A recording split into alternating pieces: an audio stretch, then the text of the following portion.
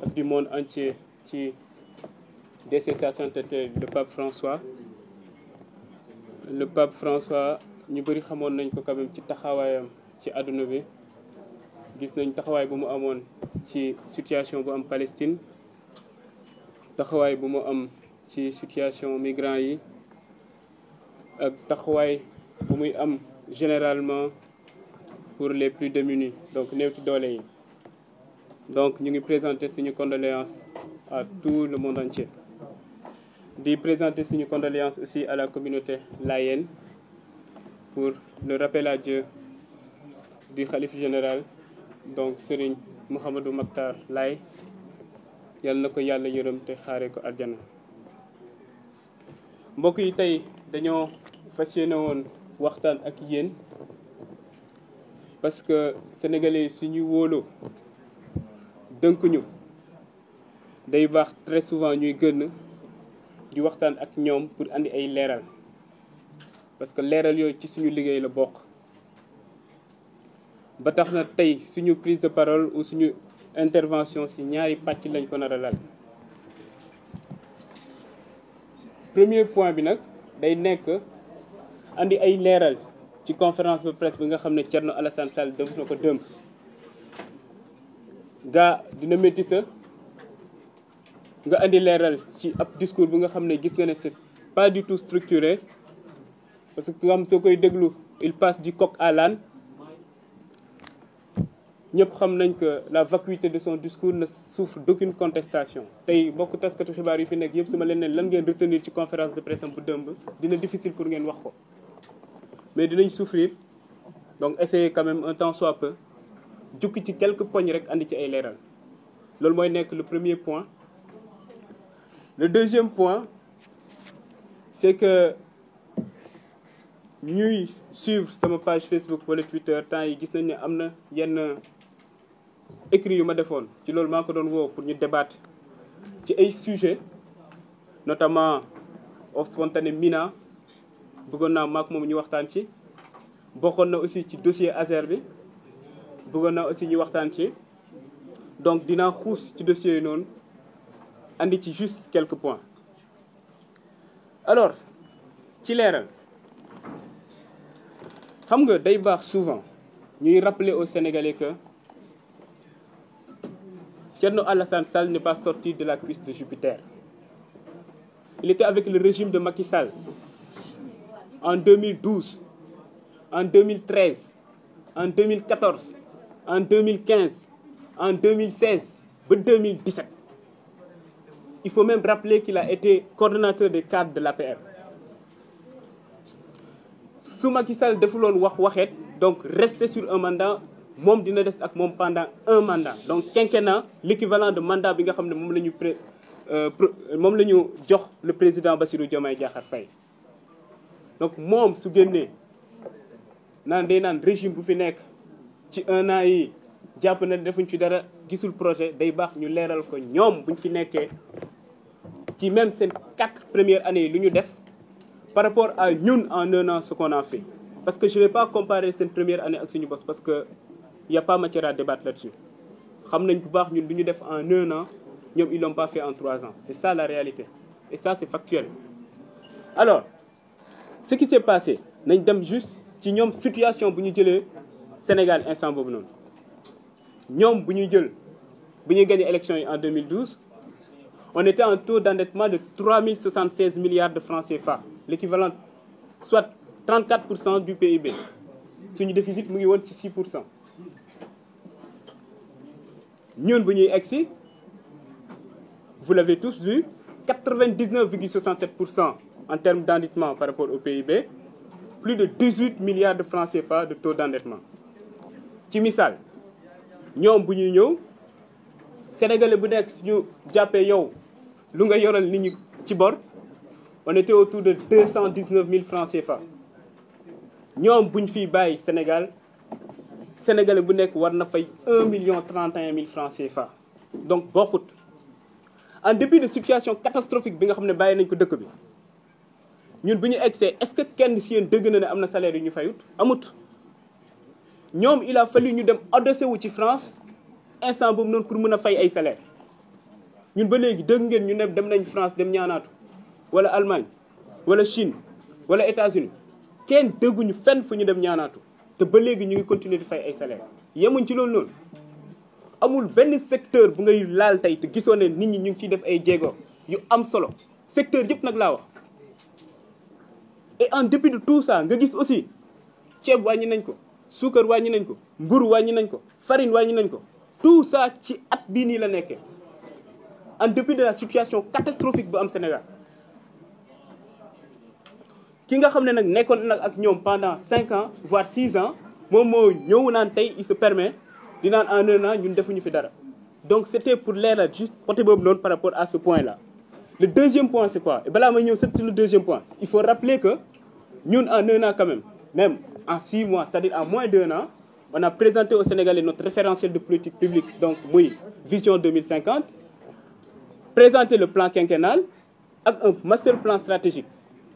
ñoom il leur a fallu 2011 enfin 2012 2013 2014 pour ñu dem wuti ab cabinet à l'étranger pour mën a présenter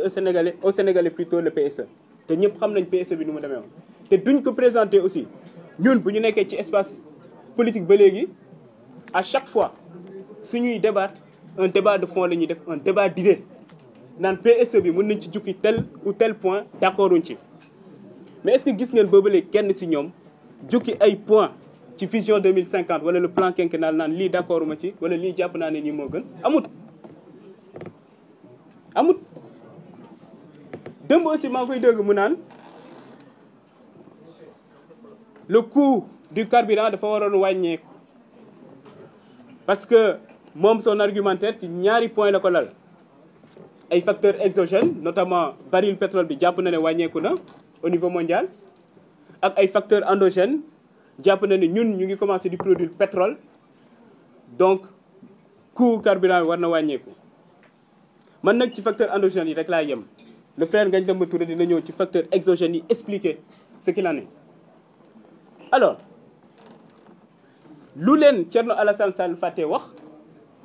mooy le contrat bu Sénégal signé ak Woodside donc pour exploiter Sangomar ñoom ñoo ko signé te buñ koy signé. amul benn pàcc bi nga xam ne nee nañ ci Sénégal mën na am ay tarifs préférentiels ci misaal Sénégal lu muy jëndee pétrole su naree jënd pétrole ci Woodside ce sera au même titre que la France ce sera au même titre que les États-Unis ce sera au même titre que l'Allemagne la Chine qu'importe donc disons n'importe quel pays ñun ak ñoom ñooy yem ni ñu jëndee pétrole foofu noonu moom il le sait très bien et pire encore ñun suñuy jënd foofu noonu sax ce sera en devise étrangère donc yow soo bëggee jàkkaarloog Sénégalais yi di leen naan puisque ñu ngi produire pétrole léegi dañoo war a carburant bi dafa war a wàcc te yow sa jëmmi bopp xam nga ne yéen a signé contrat yooyu noonu ñaar moo ci mën a am soit nga ñàkk a xam soit nga nekk de mauvaise foi l'un dans l'autre ñàkk a xam ba musiba la parce que mënuñu la jox ministère de l'énergie pendant 2 ans nga ne yow xamoo lan moo nekk ci contrat yi xam ba pare nekk de mauvaise foi moom la dinaa bàyyi Sénégalais yi ñu apprécier. En plus day baax souvent ñuy expliquer ce qui se passe yow mënoon nekk ou nekkoon ministre de l'énergie ba pare jàpp ne structuration prix carburant yi ou produits pétroliers yi y a qu'un seul facteur qui rentre en jeu c'est le barilu pétrole bi. On sait que ci structure prix il y a d'autres éléments qui rentrent en compte moom il le sait très bien moo tax ñun yemuñu ci à chaque fois suñuy andi ay précisions wala ñun ñuy andi ay réponses dañuy expliquer exactement ce qu'il en est mais aussi jox leen ñun fan la ñu jëm ak lan la ñu tënk ci suñu projet. Parce que tey suñu waxee énergie yow ou même au-delà de l'énergie sur n'importe quelle situation ñun du ñu nekk dans la logique bu ñu nekkoon ñoom. Une logique de taf yëngal ñun ci lépp lu ñuy dem on essaie d'être structuré muy benn mais aussi changer la chose structurellement te du ñoom nag ñoom ñooy tax ñun ñu changer suñu logique c'est-à-dire être dans une logique d'urgence bi ñu tàmm di nekk ñun on va rester dans une logique où tout est planifié réfléchi xam fan la ñu jëm ak fan la ñu bëgg a jëmale Sénégalais yi ba tax na tey soo jëlee secteur bu mu doon wax léegi par rapport au carburant ñun suñu vision là-dessus c'est clair te ci lañ nekk di liggéey soo xoolee les mesures conjoncturelles lu ñu jël kese au niveau de la SAR xam ngeen SAR avant su doon importer le fioul tonne bu nekk da ci doon fay benn prime fixe de $52 parce que amuloon appel d'offre léegi bu Bassirou Diomaye Diakhar Faye excès dañoo ne léegi day am appel d'offre suñuy importer loolu noonu permettre nañ prime fixe boobu doon di jar $52 ça coûte entre $20 et $30 aujourd'hui ça c'est factuel yemuñ ci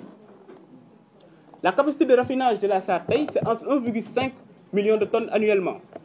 1,5 million de tonnes et ñun on sait que notre besoin c'est autour de 3 millions de tonnes moo tax SAR le projet SAR 2.0 c'est pour yóbbu cette capacité de raffinage là jusqu'à 5,5 millions de tonnes pour l'horizon 2028 xam nga loolu noonu c'est clair leer na lii mooy suñu position parce que dafa am lenn li nga xam ne il faut ñu ciy revenir suñu wax par exemple énergie xam nga France par exemple su ma jëlee exemple pays bu mel ni France ñoom seen taux d'indépendance énergétique dafa demoon ba wàcc à 55%. Tout de suite ñu def commission d'enquête parlementaire en mars 2023 où ils ont appelé anciens ministres de l'énergie yëpp ak même parfois ay présidents pour laajte leen yan politique ngeen mënee bu tax suñu politique ou suñu taux d'indépendance énergétique wàcc. ci misaal suñu wax taux d'indépendance énergétique mooy nga jël rapport entre énergie primaire yi nga xam ne ñun dañ koy produire ci suñu dëkk par rapport aux énergies primaires yi nga xam ne dañ koy consommer suñu waxee énergie primaire nag ñaari type d'énergie primaire moo am. Les énergies de stock mooy charbon par exemple le gaz le pétrole l'uranium etc. Les énergies qui ne sont pas renouvelables à l'échelle humaine su ñu waxee énergie de flux nag moom moo nekk par exemple énergie solaire muy énergie hydraulique wala énergie éolienne par exemple ce sont les énergies renouvelables donc yow à chaque fois soo bëggee xam yow sa taux d'indépendance énergétique da ngay def le rapport entre yow énergie primaire yi nga xam yaa ngi koy produire chez sa dëkk par rapport à l'énergie ou aux énergies primaires yi nga xam moom la ñu consommer te lu tax loolu am solo mooy tey suñu la ne am nga souveraineté côté énergétique ça veut dire que yow sa économie am na benn résilience de sorte que ay choc exogène su amee muy ci baril bi wala leneen ak leneen yow sa économie mën na koo attan c'est-à-dire du am répercussion bu bëri yow ci sa économie wala sa structure économique ñun foofu la ñu jëm ak yéen. loolu noonu c'était juste un point par rapport à moom lu mu wax dëmb ci carburant bi ak leneen par rapport au bilan mais nag xam naa ne lu ëppal nit ñi solo tey mooy suñu débat man ak moom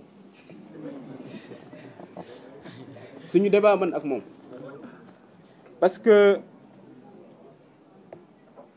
yow ñu ne dénk na la ministère ci ministère boobu noonu saa yu ñu la laajee lan mooy sa bilan nga ne am na contrat boo xam ne bañ naa ko signer bu total jox nañ la ab direction lan mooy sa bilan non wàññi naa sama salaire